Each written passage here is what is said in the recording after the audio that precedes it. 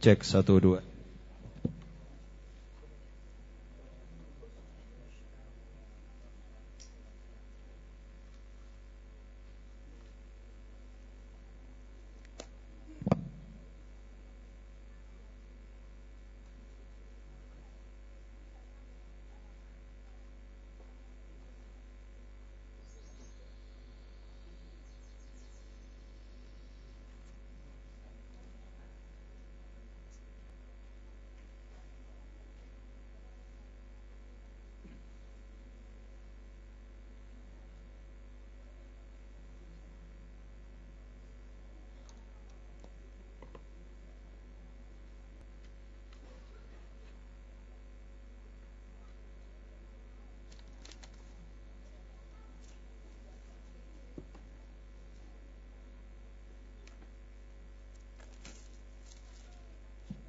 Bismillahirrahmanirrahim. Alhamdulillahirabbil alamin. Allahumma shalli wa sallim ala sayidina Muhammadin wa ala alihi wa ashabihi ajma'in. Assalamualaikum warahmatullahi wabarakatuh. Bapak-bapak, ibu-ibu, hadirin yang dimuliakan Allah, alhamdulillah malam hari ini kita dapat berkumpul kembali di Majlis Ar-Raudhah dalam keadaan sehat wal afiah. Saya minta maaf saya mulainya agak mundur. Tapi tadi zikirnya enggak mundur kan, tetap jam kurang lebih hampir sama dimulai. Iya. Insyaallah malam hari ini kita akan pemantapan tentang majelis yang akan kita jalankan pada hari Ahad pagi 11 November besok insyaallah jam 8 pagi di Masjid Agung Surakarta. Iya.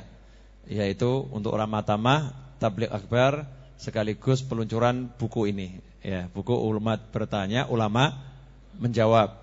Nanti akan saya bacakan daftar isinya. Kemudian buku ini akan mulai kita baca mulai malam hari ini. Satu judul demi satu judul kita akan bahas, ya, agar kita juga ngerti tentang hukum fikih. Ya, ngerti tentang hukum fikih. Insyaallah 2 bulan lagi atau sebulan setengah lagi akan muncul Umat Bertanya, Ulama Menjawab yang kedua. Semoga nanti jenengan paham maksud saya membuat buku ini kalau udah saya bacakan daftar isinya, ya, insyaallah. Tapi sebelum semua itu, sebelum kita bahas buku dan lain sebagainya, saya pengen mantapkan dulu. Ada beberapa hal yang pengen saya sampaikan. Nomor 1, kemarin di pamflet tersebar tertulis dapatkan beli bukunya, dapatkan hadiahnya, gitu ya. Nah, nanti dapatkan hadiahnya dan beli bukunya. Dibalik sekarang. Dapatkan hadiahnya, beli bukunya. Jadi jangan khawatir, beli bukunya hari ini saja, jangan nunggu hari Minggu. Kenapa gitu ya? Nanti khawatirnya kalau hari Minggu enggak dapat buku, ya, khawatir enggak dapat buku sebab saya cetaknya belum banyak. Cetaknya belum banyak. Yang kedua, door prize-nya itu nanti bukan untuk yang beli buku, tapi untuk semua yang hadir di acara hari Ahad pagi besok punya kesempatan untuk dapat door prize. Ya, hadiah langsung itu insyaallah akan kita berikan siapa yang dapat dari semua yang hadir. Nah, insyaallah door prize-nya insyaallah door prize-nya 3 sampai malam ini ya. Sumbangan dari teman-teman 3 sepeda gunung.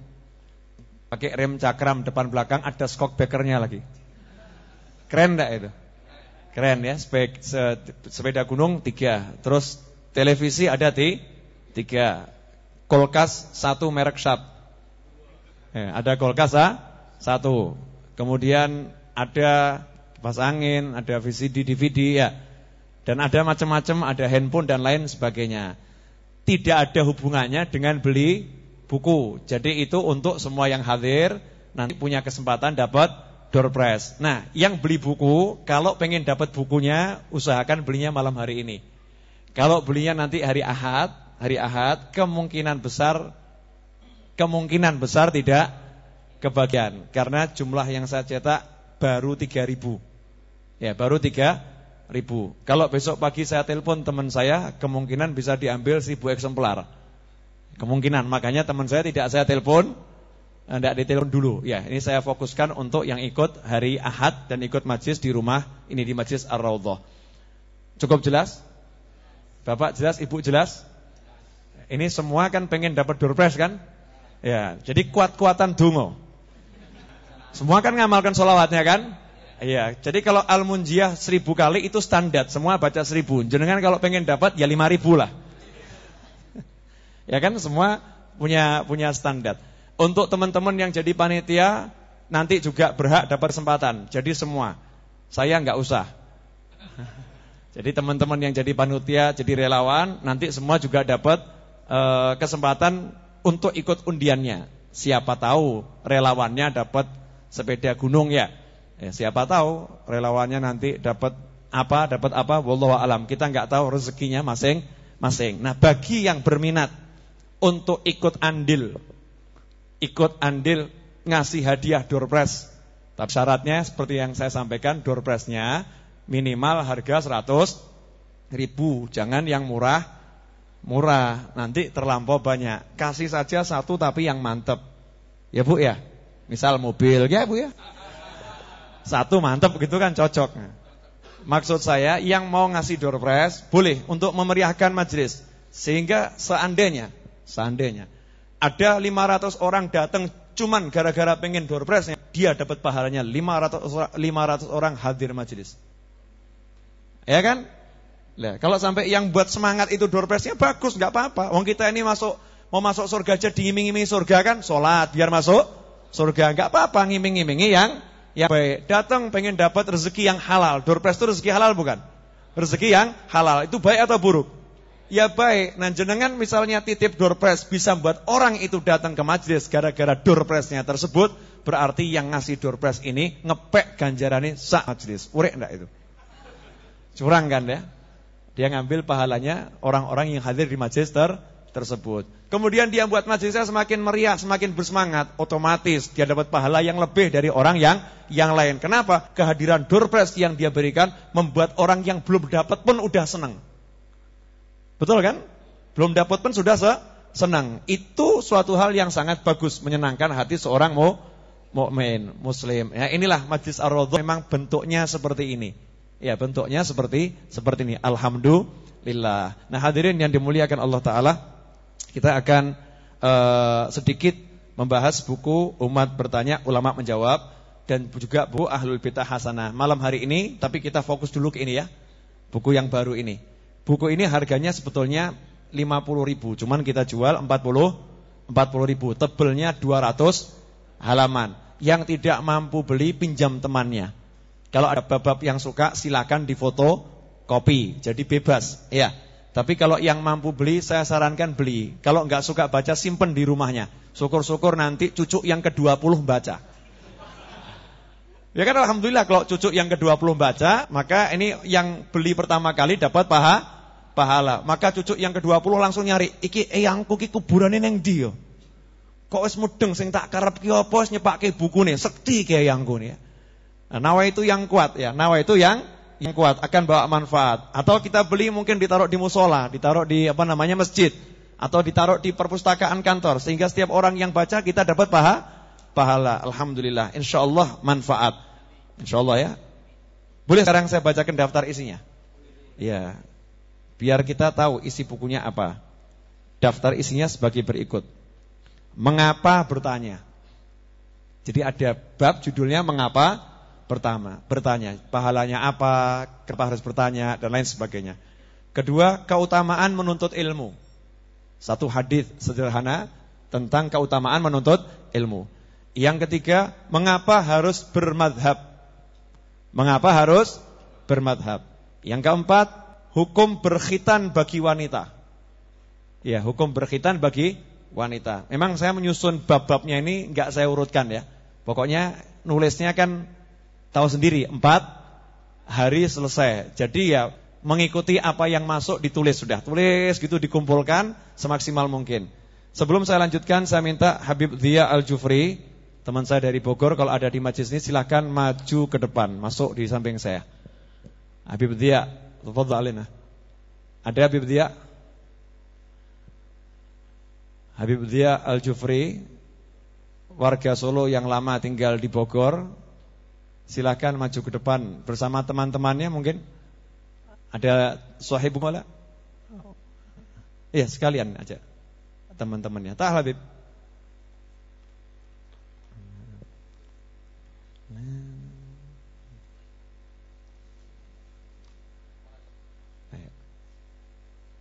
Yang selanjutnya, hukum berkhitan bagi wanita, kemudian haid atau istihadhah. Ini darahnya ini sebenarnya darah haid atau darah istihadhah. Ibu-ibu kadang suka bingung gitu ya. Ini darah haid atau istihadhah.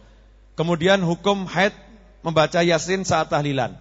Ketika tahlilan kan dibaca surat Yasin. Ibu-ibu yang lagi haid itu boleh baca atau tidak? Wanita yang haid berdiam di masjid. Lagi haid berdiam di masjid, boleh atau tidak? Duduk di masjid, ya kan? Boleh enggak buat wanita yang lagi haid? Kemudian lagi haid mencukur rambut dan memotong kuku. Boleh apa enggak itu? Ibu lagi haid pengen cukur rambut, pengen potong kuku. Kemudian melakukan hubungan intim istri yang baru suci dari haid. Baru suci dari haid, belum sempat mandi, berhubungan intim. Kira-kira boleh atau tidak? Hal-hal yang tarang bagi orang yang junub. Orang yang junub enggak boleh apa saja. Kemudian kotoran ikan di bak mandi.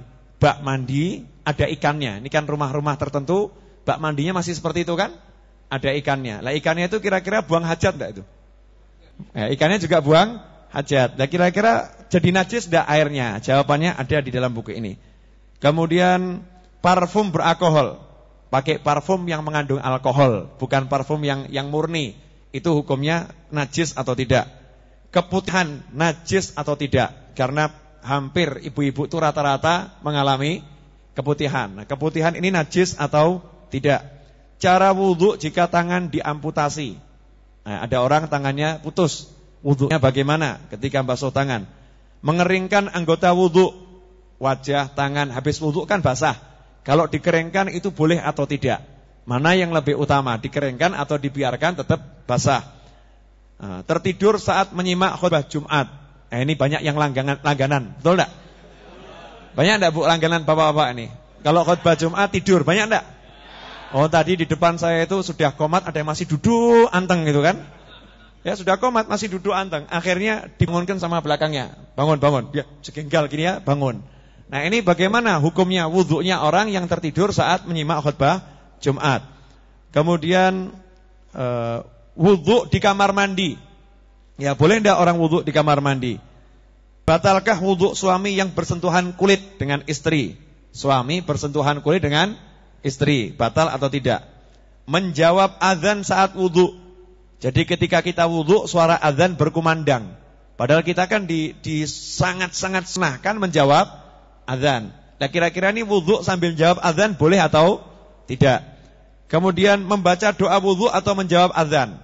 Wudhunya udah selesai, kebetulan azan berkumandang. Ini kita jawabi azannya atau kita baca doa wudhu dulu? Yang betul yang mana?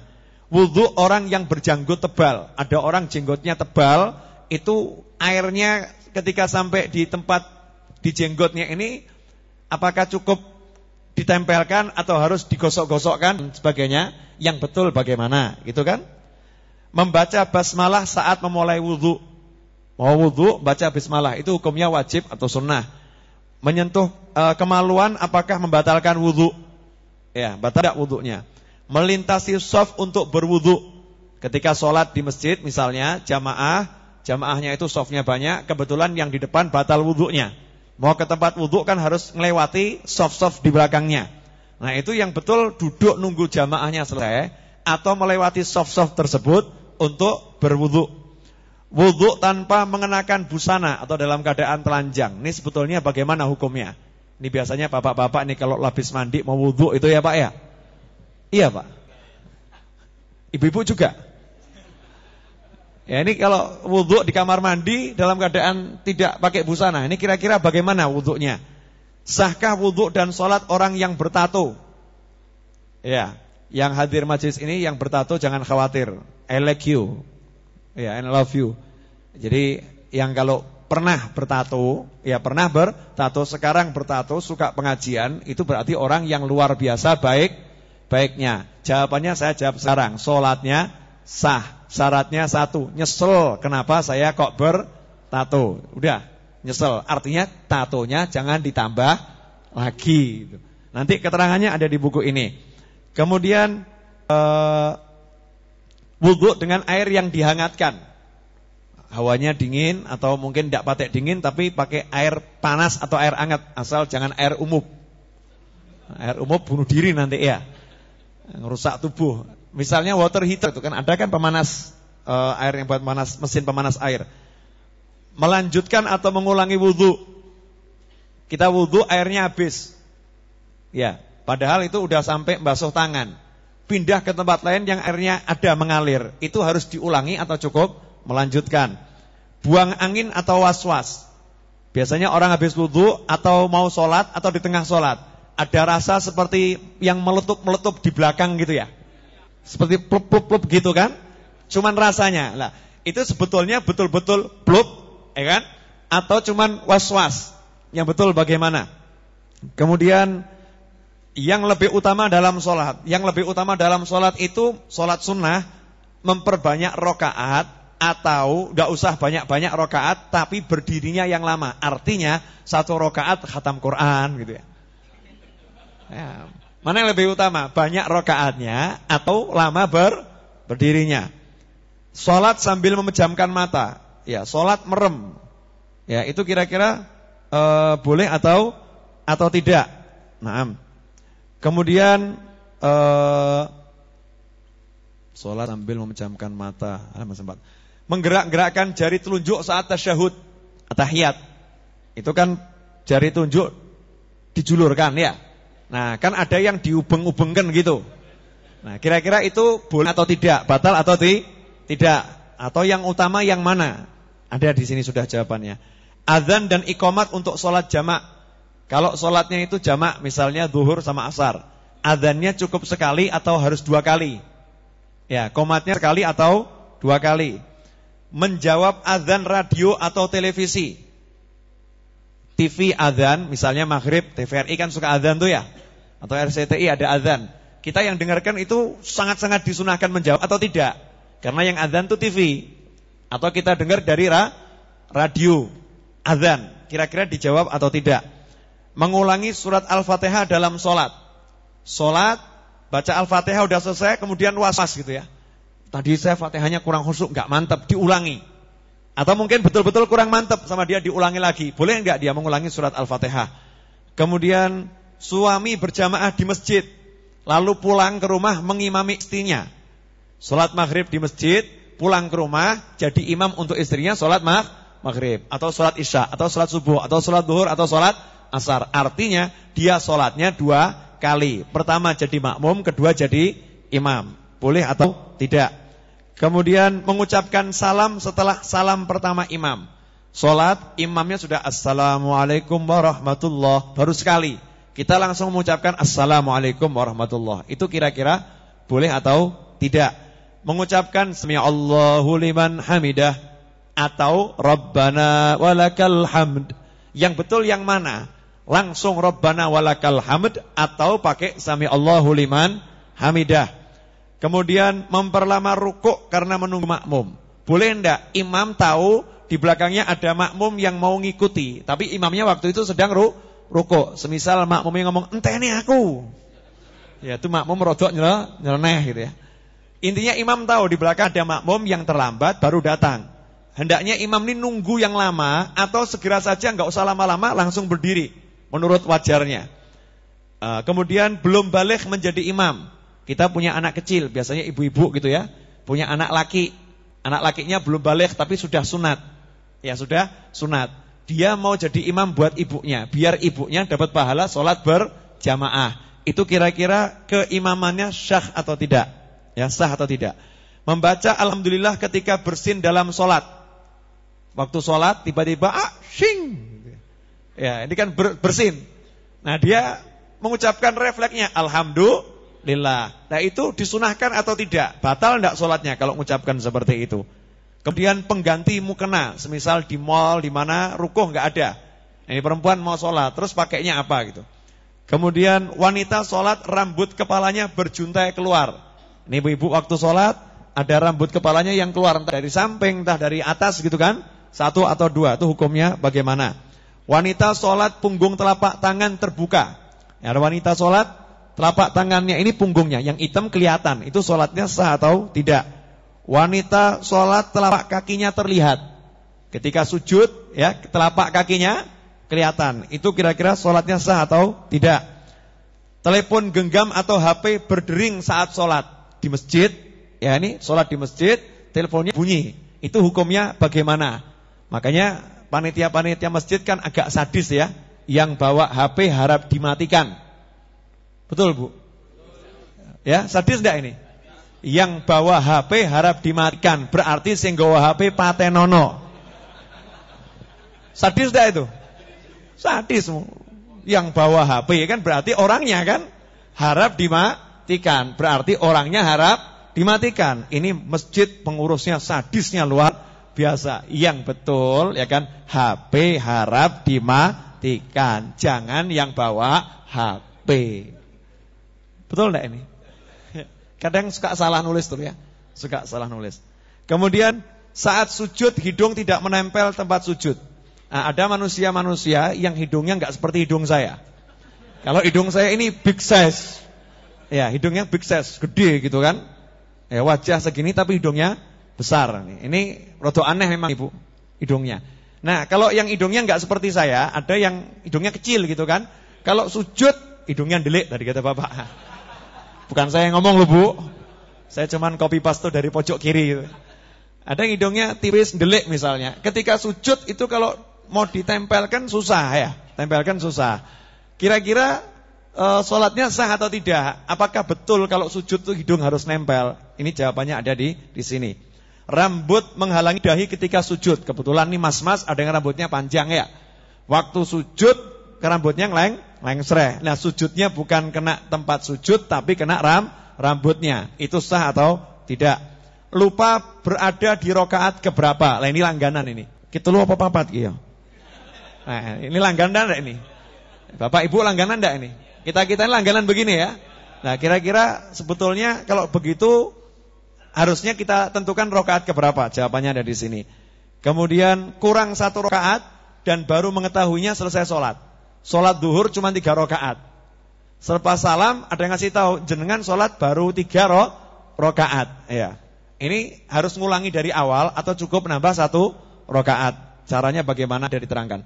Sholat dengan pakaian bergambar. Sholat pakaiannya full gambar, bercorak. Ya, coraknya macam-macam. Nih biasanya saya pernah masuk satu masjid.